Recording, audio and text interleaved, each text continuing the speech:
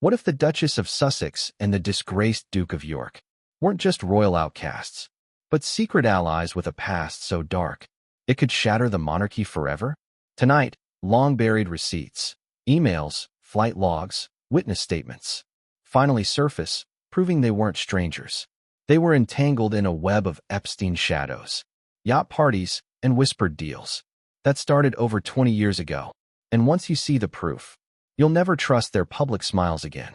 Close your eyes. Picture a sun-drenched deck off St. Tropez, summer 2002. The air thick with salt and champagne bubbles. A 21-year-old aspiring actress in a white bikini, laughing too loud at a silver-haired prince's jokes. That's where it began, not in palace halls, but on Jeffrey Epstein's borrowed yacht. The Lady Ghislaine, named for his enabler. Meghan Markle wasn't born royal. She was Hollywood's hungry newcomer, chasing connections in circles where power and pleasure blurred. And Prince Andrew? He was Epstein's favorite guest, the royal who traded protocol for private jets. This isn't tabloid fever dream. It's the first receipt, a faded guest list from that voyage, dug up from a New York archive last month. Meghan's name, scribbled next to Andrew's, with a note, "The American, keep her close." Why her? Why then? Because in those glittering shadows, two outsiders found something they both craved: leverage. Let's rewind further to understand the pull. Meghan's early days weren't call sheets and editions alone. By 2001, at 20, she was dipping toes into elite pools. LA parties funded by Hollywood's Epstein-adjacent donors. Flight logs from Epstein's Lolita Express show a.m. Markle on a hop from Teterboro to Palm Beach in late 2001, seated near Ghislaine Maxwell herself. Coincidence? The second receipt says no. A 2002 email chain, leaked via a whistleblower to Piers Morgan's team, where Maxwell writes to Epstein, "Andrew's bringing the new girl from Suits pilot. She's sharp, could be useful for intros." Useful for what? Andrew, fresh off his divorce from Fergie, was rebuilding his Playboy empire. Meghan, scraping by on commercials, needed doors opened. Their first meeting wasn't chance. It was engineered. Insiders from that era, former yacht staff, now speaking out, recall Andrew boasting, "She's got fire. Reminds me of the old days." But fire burns both ways. And by summer 2002, on that fateful cruise, the receipts multiply. Photos, blurry but time-stamped. Meghan and Andrew's signature striped towel, sipping rose while he held court on sunbeds. A witness, a deckhand who testified anonymously last week, described her as the old one among the yacht girls, directing the younger ones, laughing at Andrew's stories like she'd heard them all before. Directing. That word lingers. Because Meghan wasn't just a guest. She was positioning herself. The connection didn't fade with the tan lines. Receipt 3. A series of burner phone texts recovered from a deleted Epstein server in 2023, but only decrypted this year. From AR, Andrew's initials, to MM. "Darling, LA next month?"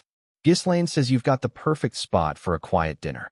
Her reply, "Only if it's worth my time, Your Highness. I need real players, not pretenders." Real players. By 2003, Meghan's circle had Epstein's fingerprints everywhere. She scored her first big agent through Maxwell's Rolodex. Andrew? He funneled her invites to Windsor garden parties. Off books, no paper trail until now. A 2004 Palace memo, unearthed in Bauer's new exposé. Notes, unidentified American guest at Andrew's private quarters. With a scribbled postscript, keep discreet. Psychologically, it's a match made in ambition's hell. Andrew, the spare craving relevance post-divorce. Meghan, the biracial actress fighting typecasts. Both outsiders in gilded cages, bonding over shared disdain for the rules. But the emotional stake? Deeper. One receipt, a voice memo from Andrew's aide, 2005, captures him slurring. She gets it. No judgments. Like me and the girls, but smarter. The girls. Epstein's girls. And Meghan? She wasn't one of them. She was the architect. Fast forward to 2010. Meghan's Suits days. Toronto sets buzzing, but her off-screen life? A revolving door of elite escapes. Receipt 4. Hotel receipts from the Dorchester, London. Billed to Andrew's foundation, but flagged with personal guest, 3 nights, June 2010. Cozy Suite 718. Room service for two. Caviar, vintage Krug, no breakfast the next morning.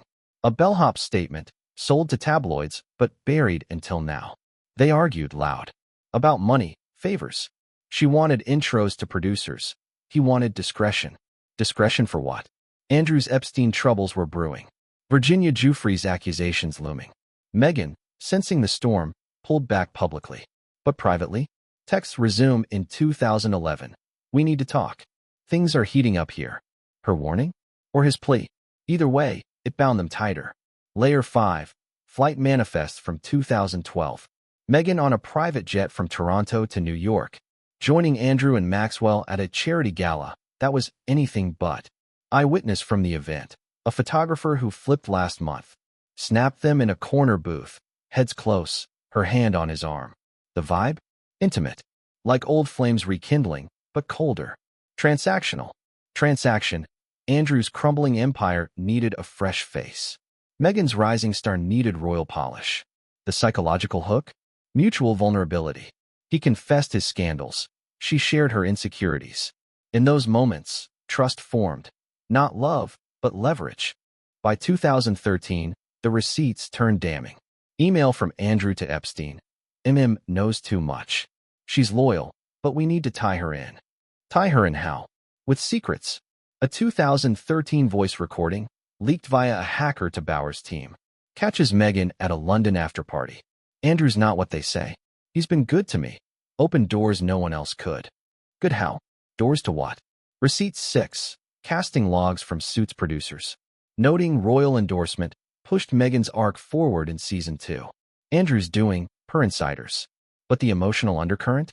Andrew, isolated, saw in Meghan a daughter figure twisted into something more. Meghan? She played the confidant, mining his weaknesses. Cliffhanger. What if their bond wasn't just favors? What if it hid a deeper, darker pact? One that resurfaced when Meghan met Harry in 2016. Enter the palace. 2017, engagement buzz. But behind tiaras, whispers. Receipt 7. A Kensington Palace internal note, dated March 2017. From Andrew to Charles, the American, watch her. She's mine from way back. Mine. Possessive. Harry oblivious, head over heels. Meghan? She reaches out. Text to Andrew. Need your help. Windsors are tricky. His reply. Darling, I taught you everything. Use the charm, bury the past. Bury the past. But the past wouldn't stay buried. During wedding prep, 2018. A near miss. Epstein's arrest leaks old logs.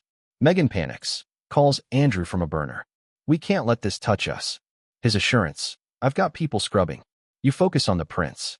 Scrubbing what? The yacht photos? The hotel nights? The 8th receipt. A 2018 wire transfer. $50,000 from Andrew's offshore account to a Toronto shell company linked to Meghan's pre-royal ventures. Labeled, Old Friend's Favor. Favor for silence? The tension escalates. William, sensing something off, digs, finds whispers of Meghan's Epstein phase. Confronts Harry. She's got history with Andrew. Dangerous history. Harry dismisses, jealousy. But the stakes? Sky high. One slip, and the fairy tale crumbles. Megxit, 2020. The Great Escape. But was it? Receipt 9. Encrypted emails from 2019. Meghan to Andrew. We're out. But you owe me.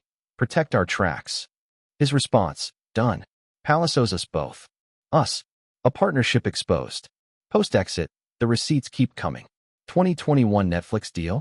Insiders claim Andrew lobbied silent investors. Epstein holdovers. For seed money. A Montecito deed addendum, buried in filings. Shows Andrew as a silent consultant on their estate purchase. Why? Leverage. He needed her influence to rehab his image. She needed his shadows to stay dark. The psychological depth? Andrew, the fallen prince, clung to Meghan as his last royal tether. Meghan, the escaped duchess, used him as a ghost shield. Emotional stakes, betrayal on steroids. Harry, piecing it together via leaks, confronts her and spares unpublished chapters. Cut for sensitivity. But the real hurt? Realizing his wife's independence was built on Andrew's rot. Now, the major twist, the one that rewrites everything. October 2025.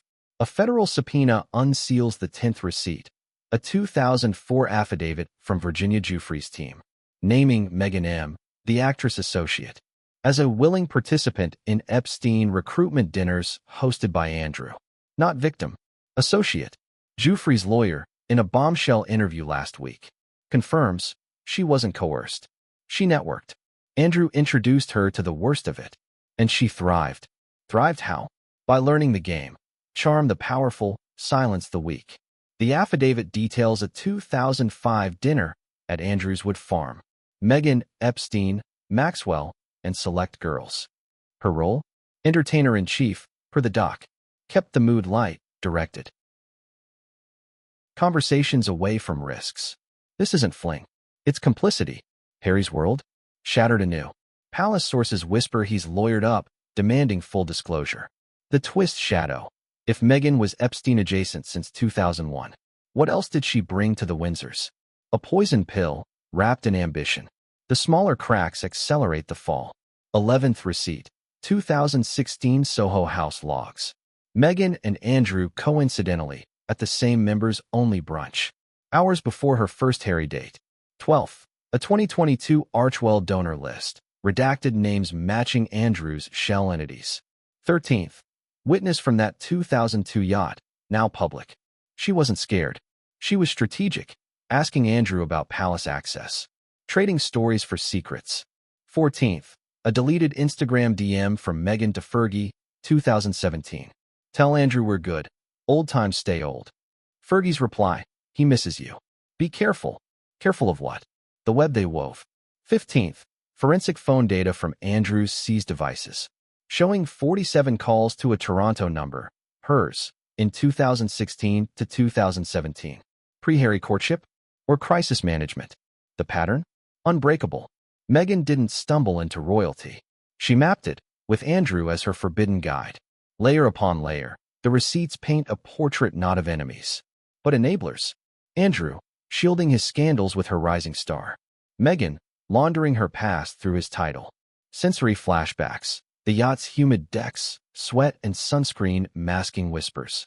The Dorchester's silk sheets, crumpled with compromise.